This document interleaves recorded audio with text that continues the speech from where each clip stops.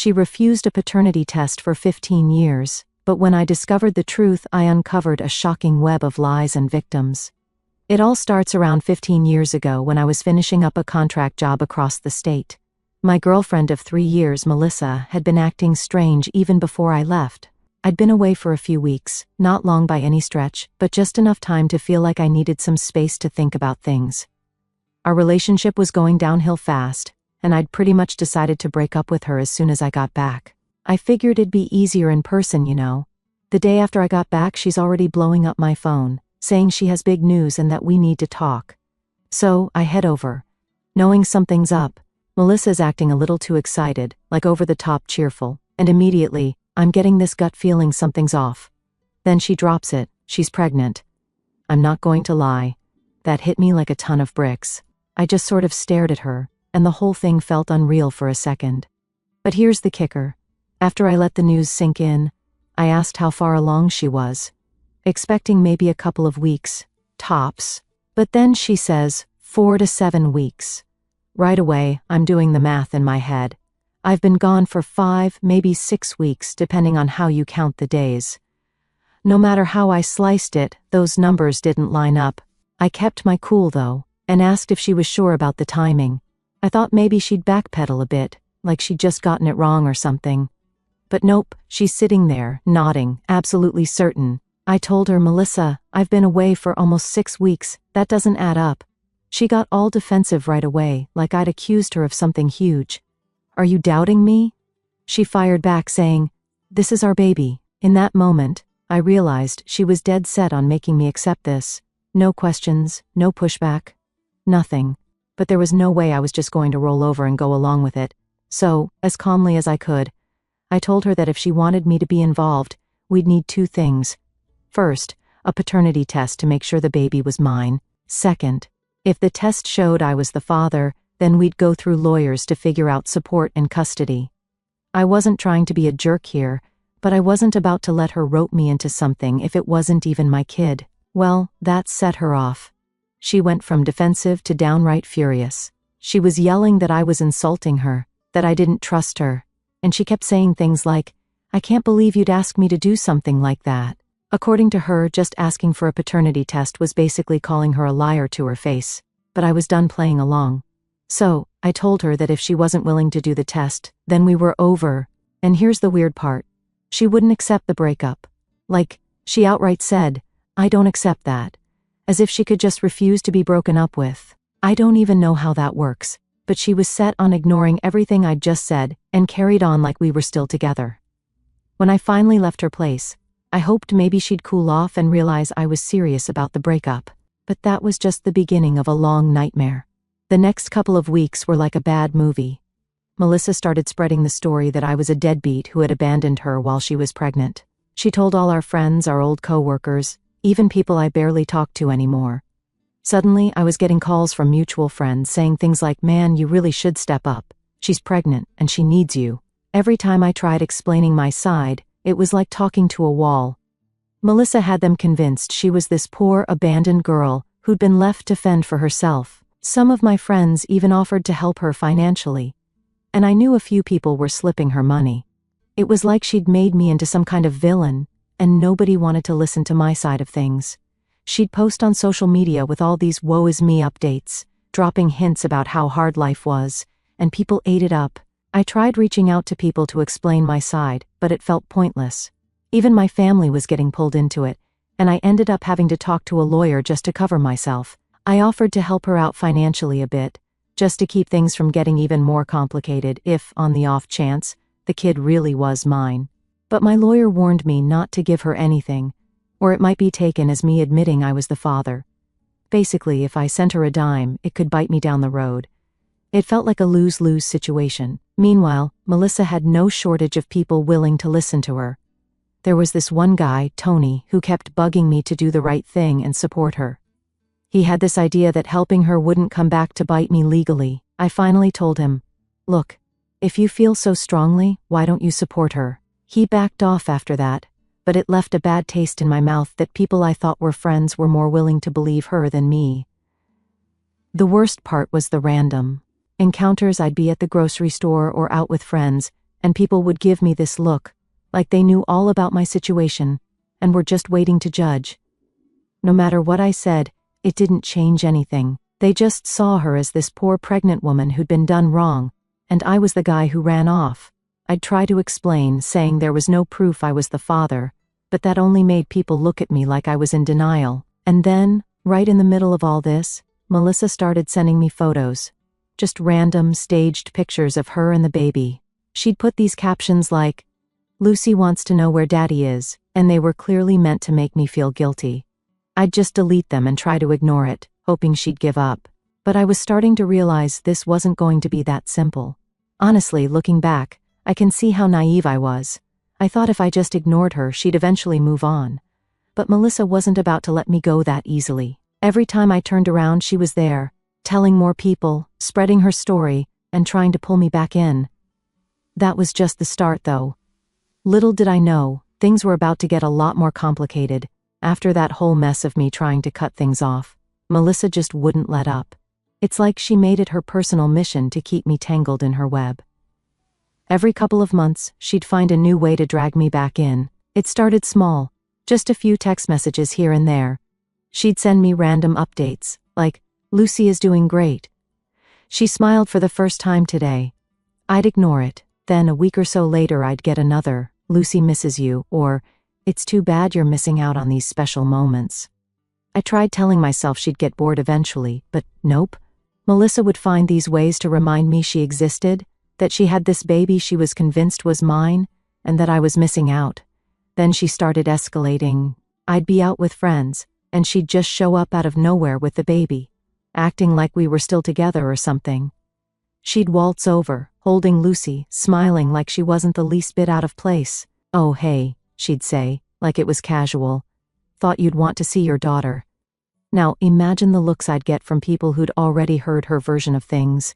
My friends would just stare at me like I was this jerk abandoning a child, and Melissa would act hurt, like she couldn't understand why I was being so cold. I'd just leave or say something short to shut it down, but it was getting exhausting. The woman had zero shame and was absolutely determined to make me feel guilty.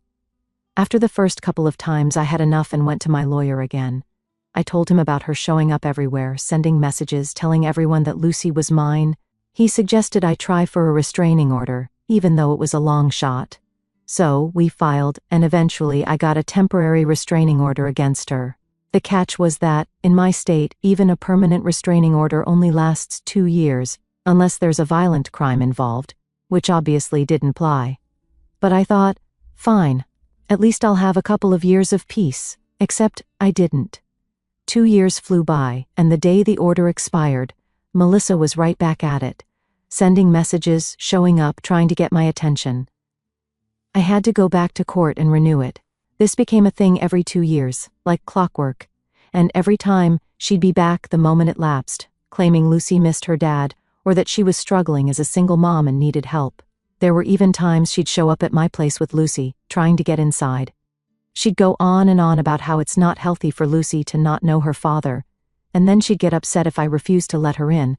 I'd have to walk her out, sometimes with neighbors watching, and I could practically feel the gossip spreading.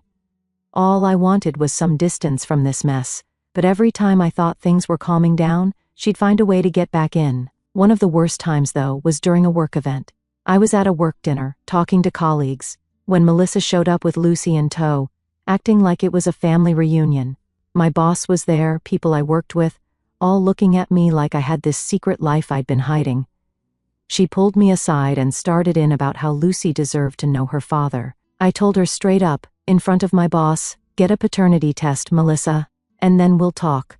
But she just turned on the waterworks, making a scene and practically begging me to just give Lucy a chance. After that, I had to spend weeks clearing things up with my boss, explaining that no, I wasn't secretly the father, and yes, I was dealing with some crazy stuff. It was embarrassing, to say the least, and it made things at work uncomfortable for a while. Eventually, my lawyer suggested we file again for a more permanent restraining order. Even though the court order could only last 2 years each time, he said if we could prove this pattern, it might make it harder for her to get around it. So, we went through the whole process again, laying out every incident, every message, every time she'd shown up unannounced. The judge approved it, but of course, I knew it'd be the same deal. 2 years of quiet, if I was lucky. But 2 years would pass, and the moment the order lapsed, I'd start getting the messages again. Melissa just couldn't help herself. And it wasn't just me she was bugging. I'd hear from mutual friends or old coworkers that she was still talking about Lucy's dad abandoning her. She was relentless. One friend even called me up saying, "Hey man, maybe you should just do what she wants. I mean, you don't know. Maybe Lucy really is yours." It was like no one cared what I had to say, like Melissa's sob story was the only version that mattered. At one point, I just stopped trying to explain myself. I figured people were going to believe whatever they wanted to believe, and I couldn't control that. But it was exhausting dealing with all the judgment, the assumptions, people treating me like I was this deadbeat who didn't care about his kid. Melissa knew exactly how to push buttons. Every couple of months, she'd send a picture of Lucy, always a posed one, with some sad caption like, "Lucy misses her daddy." I didn't even respond. I'd just delete them and move on. But she knew what she was doing. She'd drop those photos, wait a few weeks, then show up somewhere she knew I'd be, like she was testing how much it would take to make me crack. After a while, it felt like she was less interested in the actual support and more about dragging me back into her life. It's like she got some kind of kick out of having me stuck in this endless loop with her. No matter what I said, no matter how many restraining orders I got, Melissa kept coming back, trying to make me play along in this little game of hers. At one point, I even considered moving. I thought maybe if I was farther away she'd finally back off. But then I realized that wouldn't solve anything, and I shouldn't have to run from my own life. So, I stayed, put up with the looks, the messages, the drama, hoping that one day she'd get bored and move on. But Melissa wasn't getting bored. She'd only dig her claws in deeper, finding new ways to make sure I didn't forget about her or Lucy. And every time I thought it was over, every time I thought maybe I'd finally be free of her, she'd show up again with some new story, some new demand, and always that same claim. Lucy deserved to know her dad. Looking back, I should have known this was never going to end easily. After years of Melissa's surprise visits and non-stop demands, I was used to her showing up out of nowhere, but I had no idea things were about to get even weirder. So one day, I'm talking to this old friend, Ben. We hadn't caught up in a while, so we're just shooting the breeze, and somehow Melissa's name comes up. Ben's one of the few people who always believed my side of the story, so I mentioned how she'd been popping back into my life every time that restraining order expired, still pushing the "Lucy is your daughter" line, without ever agreeing to a paternity test. Out of nowhere, Ben goes, "Oh man, you wouldn't believe it, but I think she tried the same thing with a guy I know. He was dating her for a bit, and she told him he might be the father too." I'm stunned. At first I thought he was joking, but Ben's serious. He starts explaining how his friend Dave dated Melissa briefly, and when he broke things off, she showed up a few weeks later, saying she was pregnant and hinting he could be the dad. I'm sitting there, trying to wrap my head around this. All these years, I thought I was the only one Melissa was targeting, but now I'm starting to wonder if she's been pulling this on other guys too, using Lucy to milk support out of anyone she could. The idea felt so ridiculous and yet so possible. So, I asked Ben if he could introduce me to Dave.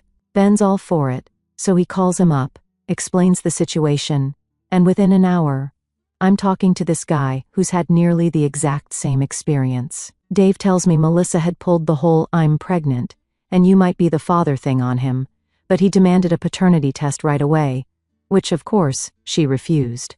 Unlike me, he'd put his foot down immediately and cut her off before things got messy. At this point, my head's spinning. I'm wondering how many guys she's done this to. Dave is as curious as I am, so we start digging, reaching out to people we knew had been connected to her. Mutual friends, old coworkers, anyone who might know more. The more we dig, the more stories we uncover. And it turns out, Melissa's been busy. We end up finding out about 2 more guys who went through similar situations. One of them, a guy named Steve, had even been helping her out financially for a while, thinking he was doing the right thing. She'd convinced him that if he really cared, he'd give her some money to help with Lucy. He told me that she never asked for a ton, just a couple $100 here and there, which he'd given her a few times to avoid feeling like a jerk. But every time he'd ask for a paternity test, she'd get all defensive, saying it was insulting and she couldn't believe he'd question her.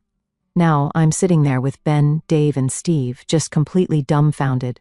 For years, I thought Melissa's obsession with me was just her being vindictive, but it turns out she was running this scheme on a whole lineup of guys, using Lucy as a way to cash in from anyone who'd bite. The craziest part? These guys had all just moved on, like they'd written it off as some random bad experience. None of them had really pushed back or looked deeper into what she was doing. Probably because she was smart enough to keep things low-key, asking for small amounts and making it seem like she was the victim. She played her part so well that no one thought to compare notes. And that's exactly how she got away with it for so long. At this point, I felt like I was in the middle of some bizarre mystery that was just now coming to light. We start piecing together a timeline, trying to figure out when she'd been with each of us, and when she'd started using Lucy as a pawn. It was like this twisted puzzle, with each of us holding a piece that only made sense when we put it all together. I decided it was time to take this to my lawyer and see what we could actually do about it. I couldn't let her keep pulling this on me, or any of the other guys. So we all agreed to go in together as a group. My lawyer was blown away when I explained the whole situation. He hadn't seen anything like it before, but he said that if we all worked together, we could make a strong case against her, and finally get some closure on this whole thing. After we filed, Melissa was ordered to appear in court, and that's when things got even messier. She tried denying everything, acting like we were all just a bunch of bitter exes trying to gang up on her. But with so many of us telling the same story, she didn't stand a chance. My lawyer pointed out how she'd refused a paternity test from every single one of us, how she'd taken money from Steve under false pretenses, and how her story changed depending on who she was talking to. She started to unravel pretty quickly under the pressure.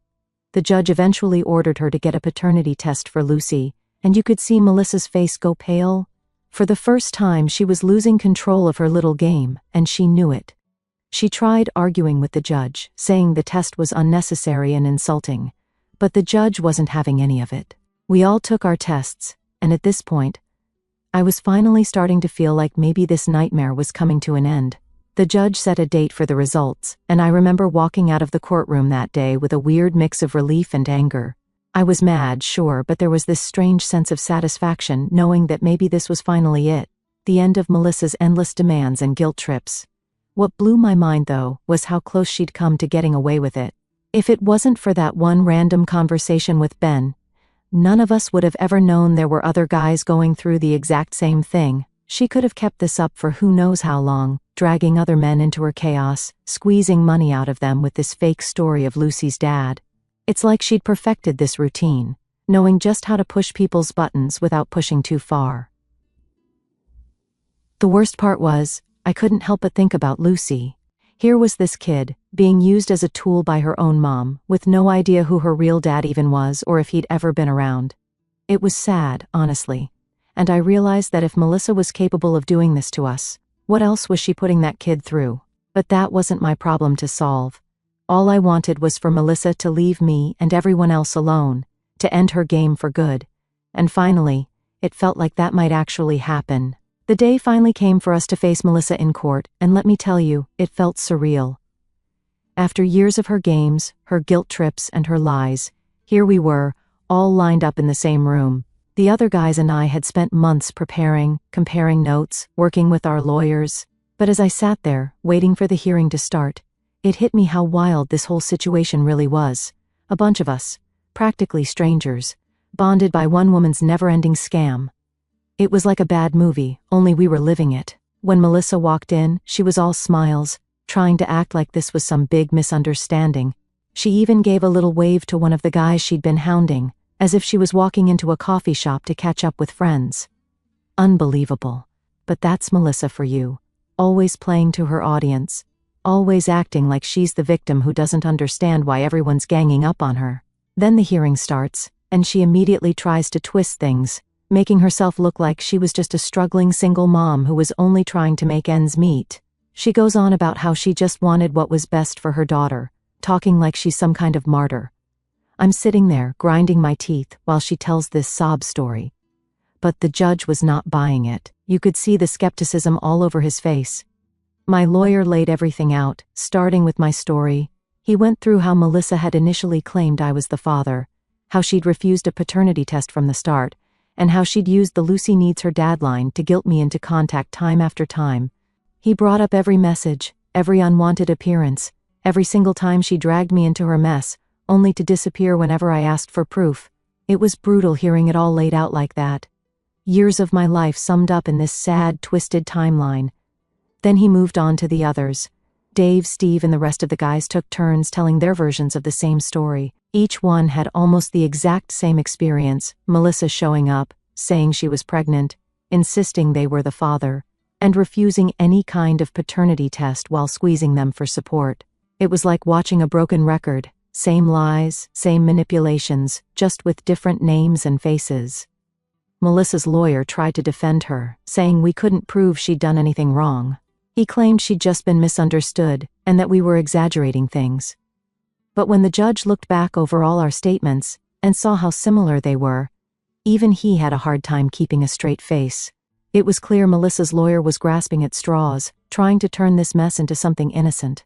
But with so many of us standing there, all telling the same story, they didn't stand a chance. Then the judge turned to Melissa, and he was done playing nice. He asked her directly why she'd refused every paternity test, why she kept insisting that Lucy was each of our kids when she wouldn't prove it. Melissa's face went red, and she started stammering, saying that she felt it was insulting, and that a mother's word should be enough. She tried to throw some guilt in there, talking about how hard it is for single mothers, and how she was just trying to protect Lucy. The judge looked at her for a long moment, then said, "Miss Clark, you've been asked by multiple men, multiple times, to provide proof of paternity, and you've refused every single time. I have to question the sincerity of your claims." For the first time, Melissa looked shaken. She opened her mouth, like she was going to argue, but nothing came out. Finally, she muttered something about how she didn't think it was necessary. That's when my lawyer spoke up again. He pointed out how she'd accepted money from Steve for years, knowing full well he might not even be the father.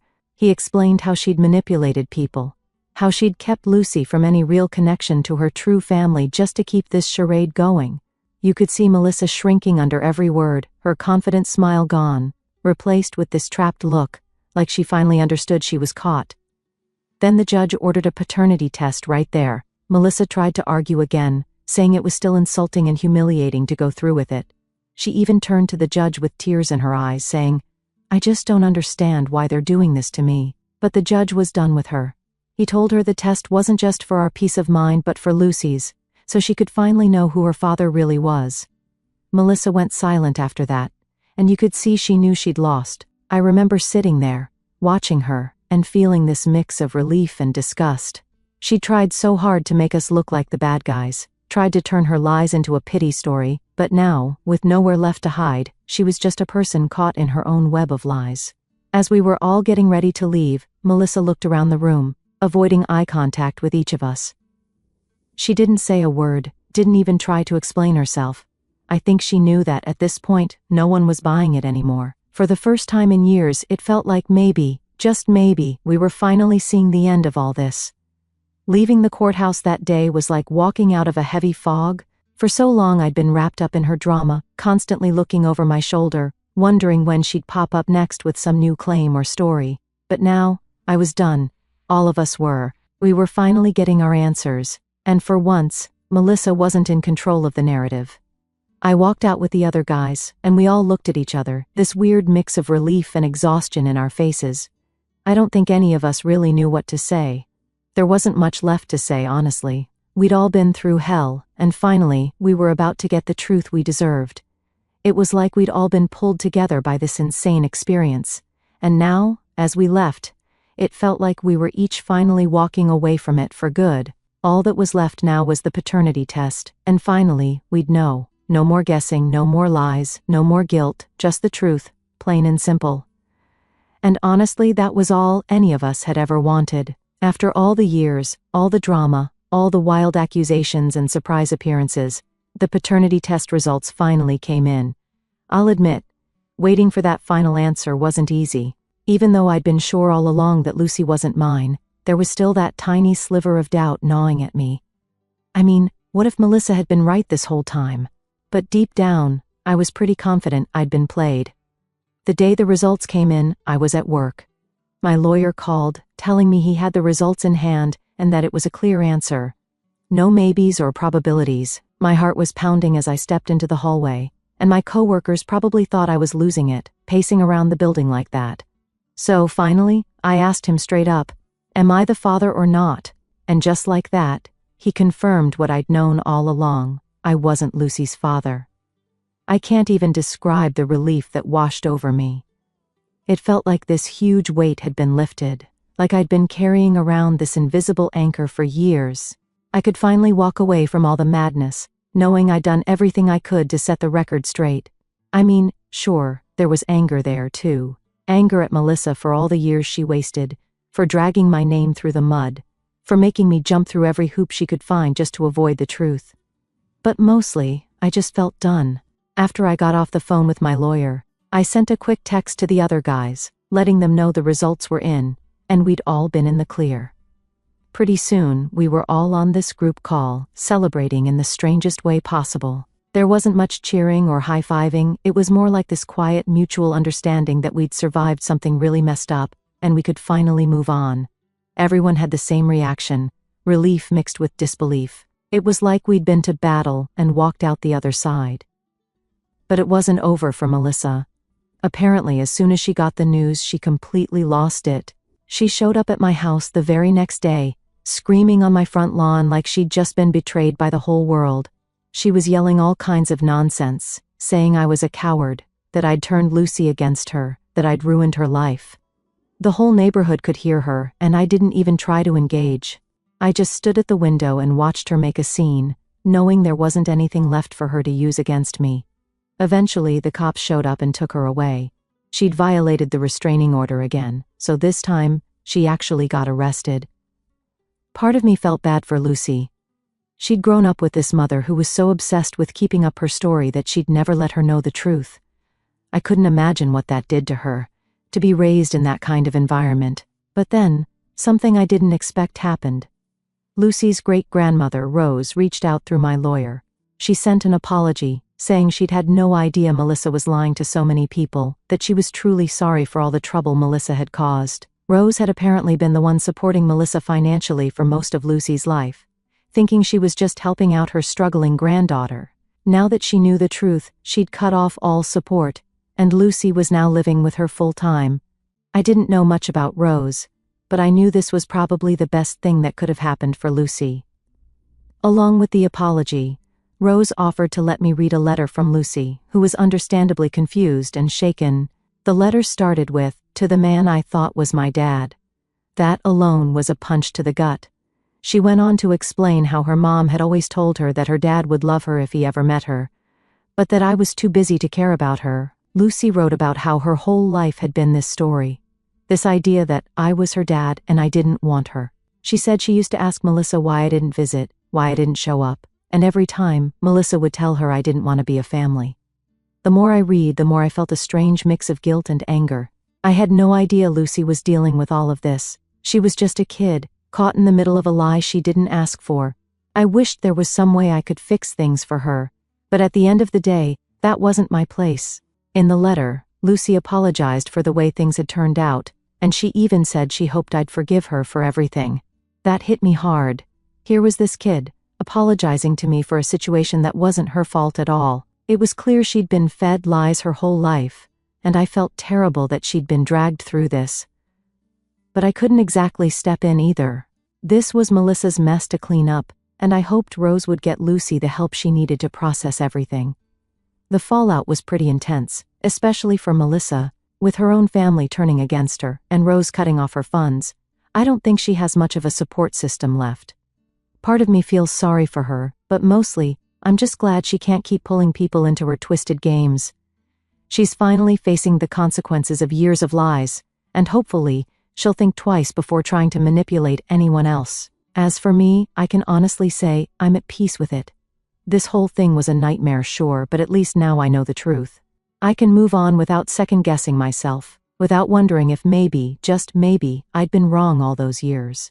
And for the first time in over a decade, I feel like I'm actually free from all of it. The whole experience taught me a lot about people, about trust, and about how far someone will go to protect their own story. And yeah, it left me with some scars. But it also gave me a weird sort of closure. I know I'm not Lucy's dad, and as much as I feel for her, I know I did everything I could to handle this the right way. I guess sometimes that's the best you can hope for, and now, I'm done. Done with Melissa. Done with the court battles. Done with the drama. I'm moving forward, and I'm never looking back. Update. Alright folks, so I thought I'd finally wrap this whole story up, but sometimes life's got one more twist up its sleeve. After all the court battles, the paternity test, and the mess with Melissa, I thought that was the end of it. But then, about a month ago, I got an unexpected message from Lucy herself. She wanted to talk, but this time, it wasn't about me, or the years of lies her mom had put us all through. She told me she'd been thinking a lot, and now that she knew the truth, she wanted to try and find her real dad, and strangely enough, she was hoping I could help her out. At first, I wasn't sure what to say. Part of me thought it might just open up more drama, especially since Melissa had a way of popping up whenever I least expected it. But Lucy was different. She was sincere, and I could tell she just wanted answers. So, after a bit of back and forth, I agreed. I figured if I could help her avoid going through the same mess I'd been through, it'd be worth it. The search started small. Lucy had a few things from her mom's old stuff. Some photos, a few old letters. Things that she thought might give us some clues. We combed through everything together, comparing timelines and people Melissa had dated around the time she was pregnant. Honestly, it felt surreal. Here I was, helping her uncover the life her mom had kept hidden from her. And all the while, I was learning more about her too. There was one photo in particular that caught our attention. It was of Melissa with a guy we'd never heard her mention. A faded Polaroid with a young, smiling guy standing next to her. No date, no name on the back, just the two of them at some random beach, but something about the photo struck us both as significant. Lucy remembered her mom mentioning a boyfriend she'd had right before she met me, someone her mom had never talked about again after they split. We didn't have much to go on, but it was a start. With a bit of internet detective work, we finally tracked him down. His name was Alex, and we found his profile on an old social media page he barely updated. Lucy took a deep breath and messaged him. I could tell she was both excited and terrified. This was the guy who might actually be her dad, the person she'd been wondering about her whole life. The wait was nerve-wracking, and I could see Lucy trying to keep her hopes in check.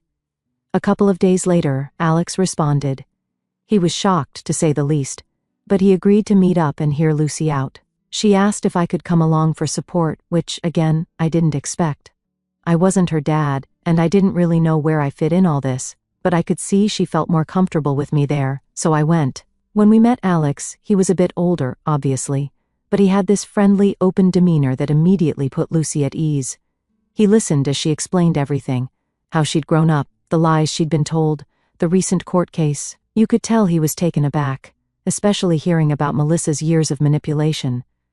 But there was something in his face that told me he was ready to make up for lost time if it turned out Lucy was his daughter.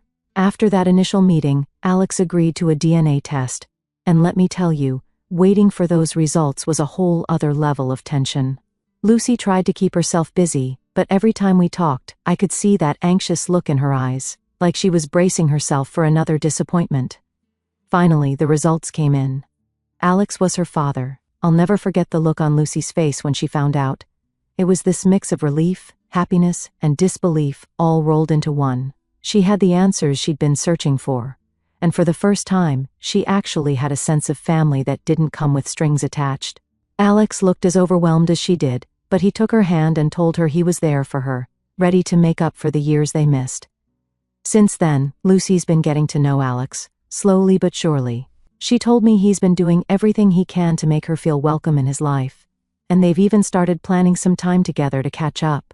I won't lie, it feels strange being on the outside of it, knowing I helped her find her real dad, but not really being a part of her life anymore. But seeing her find peace and finally move forward, that's worth it. As for Melissa, word got back to her about the test, and from what I've heard, she's not handling it well. She's been making all kinds of claims, that the test was rigged, or that Lucy's been brainwashed by me and Alex. But at this point, no one's listening. Even her own family is finally shutting her down. It's like everyone's finally realized just how deep her lies go, and they're done putting up with it. And me? I'm honestly at peace with it. I thought this whole thing would end with me just walking away. But it feels better knowing Lucy got what she needed. Helping her find her dad was the right thing to do, and while our paths might not cross much anymore, I know she's going to be okay. She's with her real family now, and she's free of all the lies that weighed her down for so long. So, that's where this chapter finally ends. Thanks to everyone who stuck with me through all this. It's been one hell of a ride, but we've finally made it to the end.